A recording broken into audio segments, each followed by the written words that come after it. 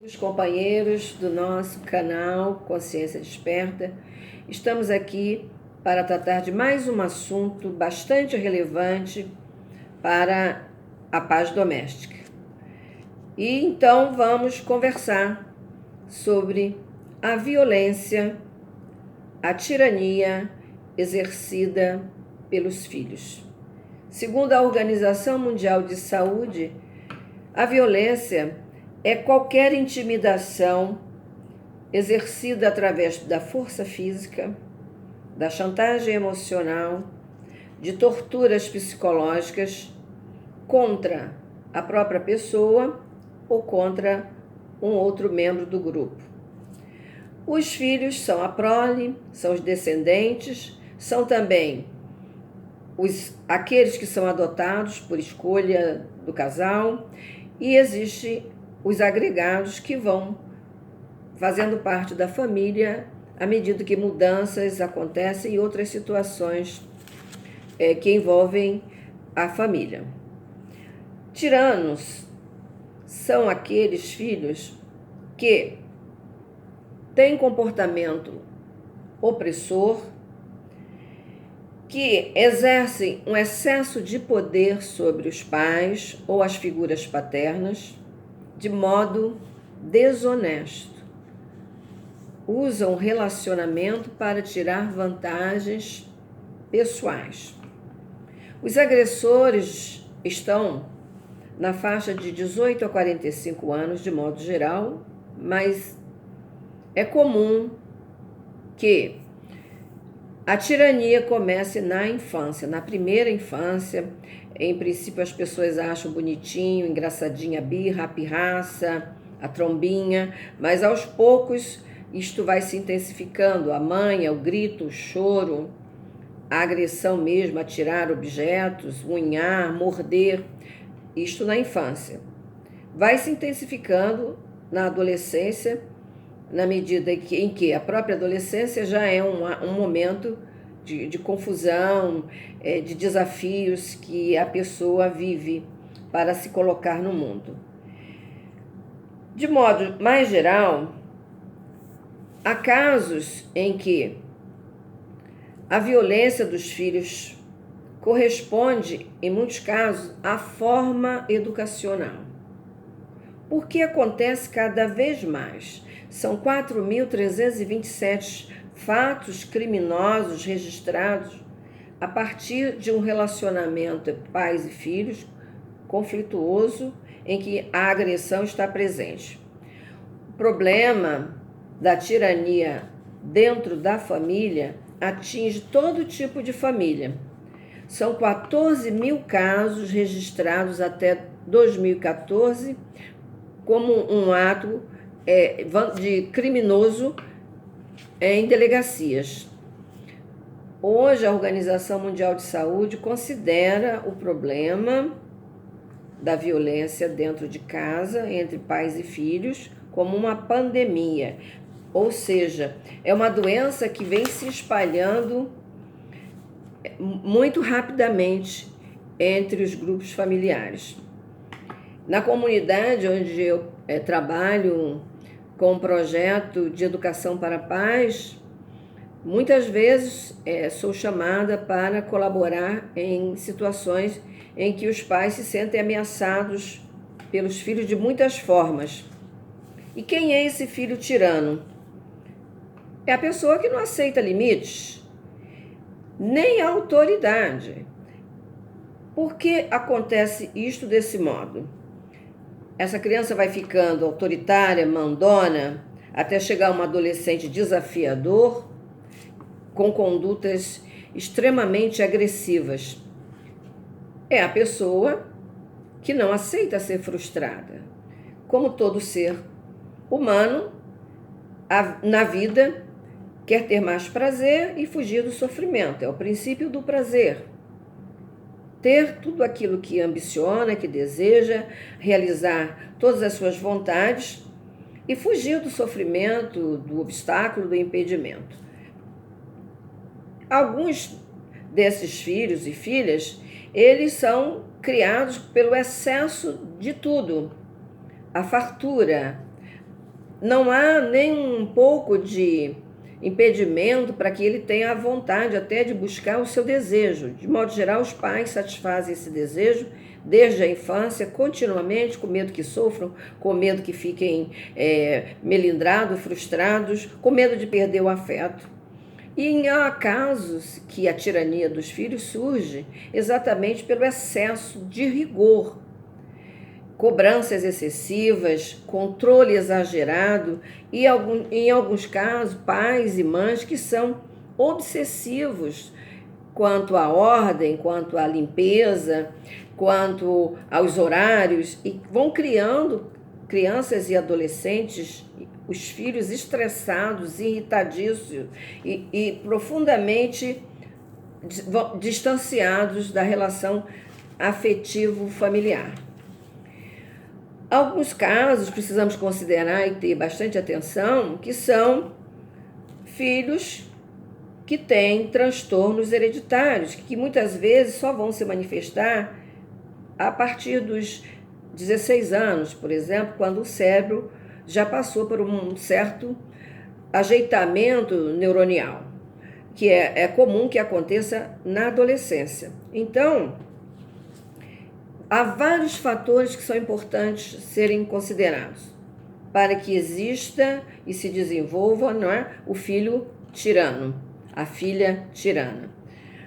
O primeiro item seria a falta de autoridade parental. Os pais não têm noção da responsabilidade que é orientar a formação, educar uma criança, um filho. Segundo, a ambiguidade na orientação. Um pai pensa de um modo, o outro tem um outro jeito de ver a orientação daquele filho. Esse filho, então, também se percebe confuso. E esta ambiguidade vai se refletir também no comportamento do filho. 3. O desequilíbrio, as brigas constantes familiares, o bate-boca que o filho assiste, a má vontade existente entre o casal. Esse desequilíbrio é percebido, então, como uma forma também de insegurança.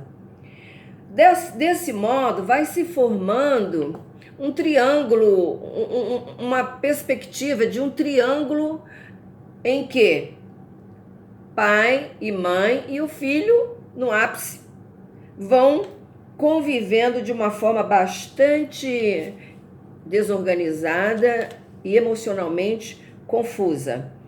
Para manter os pais unidos, o filho tenta então articular manhas, estratégias, porque ele não quer ver uma separação, ele se sente também ameaçado, porque ele ainda se vê como parte, sendo um pai, parte sendo também filho. Em outros casos, o filho tirano tenta separar mesmo os pais, porque não suporta mais a situação, porque também tenta manipular, contar histórias para colocar um pai contra o outro e tirar partido para ganhar cada vez mais. Aquele pai que se coloca como bonzinho, facilitador dos desejos, esse vai ser o bem visto, o bem quisto, o amado, o idolatrado. E aquele que se coloca como o obstáculo, que impede, que dá mais limite, que cobra, que se predispõe a tentar colocar o filho numa conduta socialmente aceita, este vai ser aquele que vai ser repelido neste momento pelos filhos. O quinto fator é a fraqueza, que os pais que se tornam submissos. O filho se torna, então, um aliado daquele que favorece o contexto adequado às suas demandas, às suas realizações. E agem esses dois às ocultas. O que acontece então?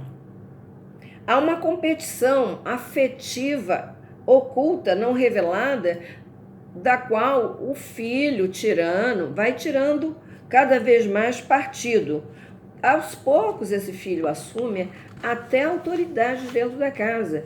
Eu já tratei de casos familiares em que os pais saíram para trabalhar e quando voltaram, o filho de 15 anos havia despedido a empregada, porque havia brigado e ele começou a tomar então as decisões que não eram pertinentes à sua competência. E o pior de tudo que pode acontecer no momento crítico familiar desse modo é que algum pai favoreça, justificando: ah, não, é porque é jovem, ainda não está maduro, é porque ainda não tem condições de entender aquilo que está acontecendo. Esta situação só vai protelar, distanciar a solução de uma questão muito grave nas famílias. Por quê? Minha gente, todos nós que convivemos, que nos desenvolvemos, que aprendemos, que temos filhos, que somos educadores, sabemos que a frustração faz parte da vida. Ninguém pode ter tudo, não é mesmo? E todos nós temos que aprender a nos adequar às situações. Ainda há outro fator que podemos considerar aqui, que quando o filho assume esse aspecto da agressão dentro da família aos genitores, é um pedido ainda de socorro desesperado. Muitas vezes ele está sinalizando a falta de atenção, a falta de afeto, e é também uma denúncia do filho como uma necessidade de que os pais olhem para ele com mais atenção no sentido de que ele precisa também dos limites para se sentir protegido. Muitas vezes os pais confundem esse momento e ficam muito atordoados. Então, esse medo dos pais, que também é mais um fator que contribui para a formação dessa patologia familiar, essa disfunção entre os membros de um grupo, é que os pais passam a ter medo de que esses filhos possam se suicidar, fazerem a automutilação, e isto também tenho visto na minha clínica psicológica, que há os filhos que se mutilam, que se arranham, que se cortam, porque no fundo, eles estão querendo serem vistos, percebidos como um membro importante do grupo familiar. Os pais também ficam com muito medo de que eles se droguem, que eles passem a frequentar grupos de marginais. Também tem um receio muito grande de que os próprios filhos tenham, façam uma denúncia ao conselho tutelar, não entendem bem como funciona o Estatuto da Criança e do Adolescente, e aqui eu sugiro que procurem ler mais profundamente, conversar com os professores e mesmo procurar ter um entendimento do que é a formação de um ser em desenvolvimento, uma criança, um adolescente, um jovem, quais são as necessidades que eles têm para serem realmente pessoas produtivas, pessoas ambientadas, socialmente aceitas e também que possam ter um convívio agradável entre as pessoas. Um último tópico seria a exploração que esses filhos fazem com os pais, num processo de tirania mais intenso. E como essa exploração? É o uso do dinheiro. Eles querem, em geral, ter acesso a bens, a utilidades, a tecnologia e a festas. Então, quando os pais limitam o dinheiro, eles passam a ter acesso à própria carteira do pai, por exemplo. Ele vai furtar mesmo o dinheiro em casa, vai tirar da gaveta, vai usar o cartão de crédito, vai forçar o pai e a mãe a usarem o cartão de crédito de modo dramático, vai então criar um contexto familiar bastante desagradável, pondo às vezes um familiar contra o outro. Alguns dizem para os pais que o patrimônio dos pais é dele mesmo, então podem gastar e fazem questão de gastar, pressionam continuamente os pais.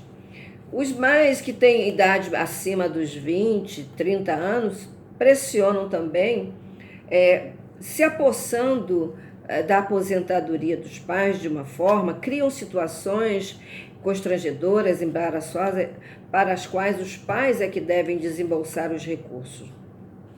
Uns alegam, já para os pais em terceira idade, que os pais já estão idosos mesmo, então para que vão precisar daqueles bens que construíram?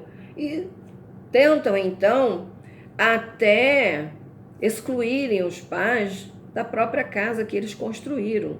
Conheço casos em que o filho maltratava, espancava a mãe, já com Alzheimer, e que ela teve que ser transferida, colocada numa instituição, porque o filho foi denunciado pelo vizinho.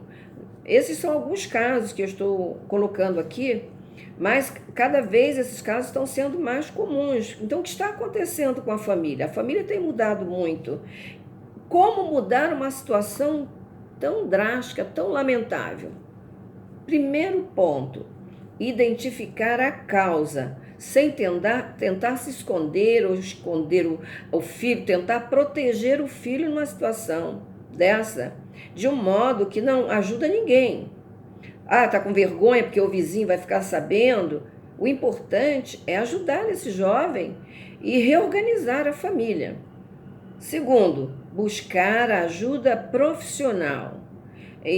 Por quê? Porque você vai ter uma base sólida, segura, os pais, no caso, aqueles que exercem o trabalho, a função educacional, eles vão ter um apoio sólido no sentido de que o profissional sabe exatamente o que está falando, o que é melhor para aquela família, e cada família tem um contexto.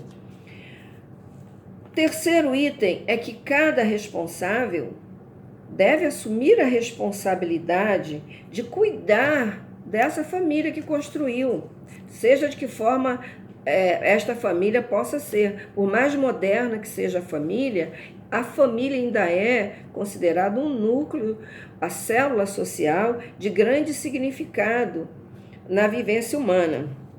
E o quarto item é aprender a orientar esse filho. Não basta falar toda hora não, falar muito. Quando se fala muito, repete a mesma configuração, os pais dizem as mesmas coisas do mesmo modo, indicam as mesmas falhas, o filho percebe isso como uma grande fraqueza. Então, para cada negação, os responsáveis precisam orientar e afirmar um outro modo. Ah, eu não quero que você coloque os sapatos na porta, coloque os sapatos na sapateira. Tem que haver uma clareza na orientação. Quando os pais falam demais, tudo fica muito solto, evasivo. O jovem, a criança, não tem habilidade de entender uma ordem que não seja direta. Ele ainda não tem uma capacidade mental de raciocínio, de lógica, de deduções, de abstrações, que são necessárias às vezes quando se fala de um modo muito evasivo. O que fazer, então, todos nós que estamos na vida, que temos filhos, que somos profissionais, enfim? Há uma necessidade de que haja políticas públicas que cuidem também da saúde mental do povo e das famílias, de uma forma mais organizada. Da minha parte, desde 1995, faço e dou aulas em um curso chamado Educação para Pais Responsáveis. Como que é? Isto é uma proposta de que os pais entendam qual é a dinâmica do desenvolvimento de um ser humano, para que tenham ferramentas e habilidades até de detectar problemas que muitas vezes são confundidos com transtornos psicológicos.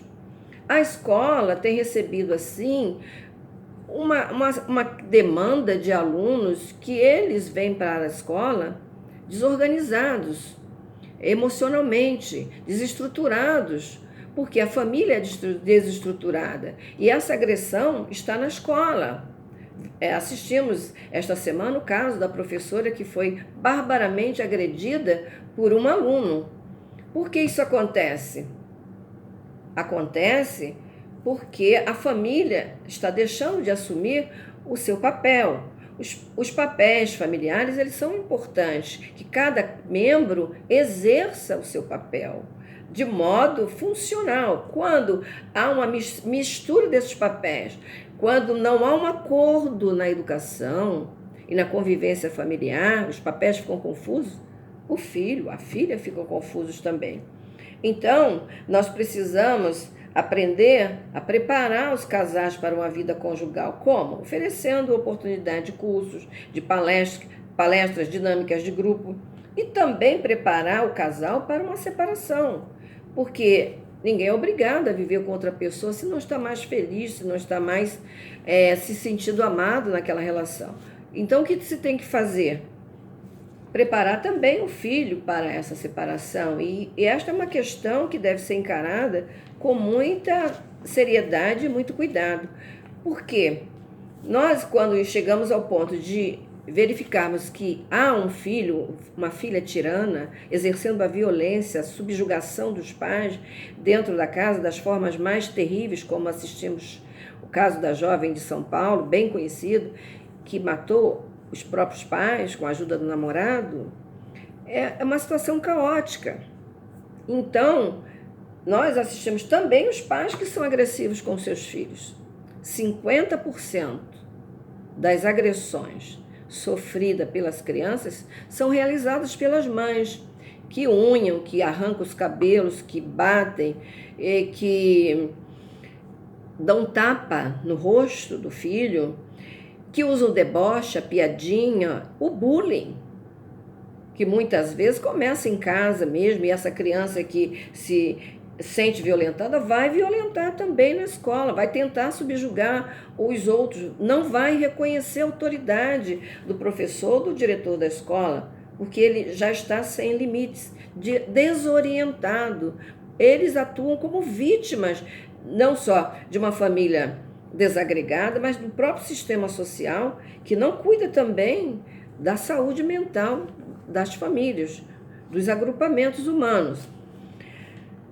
Essa violência que a criança sofre não é apenas física, emocional, psicológica, sofre também a violência sexual. Das duas violências a que as crianças estão expostas, existe a física e a sexual.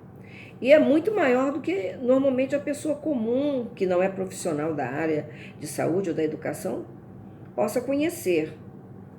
A mãe que se coloca para educar o filho é a bruxa, é a megera, e o pai é o bonzinho. Ou o pai é aquele tirano, severo, perverso, e a mãe é a boazinha na visão do filho, desde que satisfaçam as necessidades deles. Penso que muita gente se engana achando que crianças e jovens não compreendem as situações da vida. Se houver uma conversa adequada ao entendimento deles, a fase, a idade, eles compreendem e muitas vezes podem colaborar com mais precisão nos obstáculos, nas dificuldades que uma família enfrenta. Então está faltando esse tempo de conversar.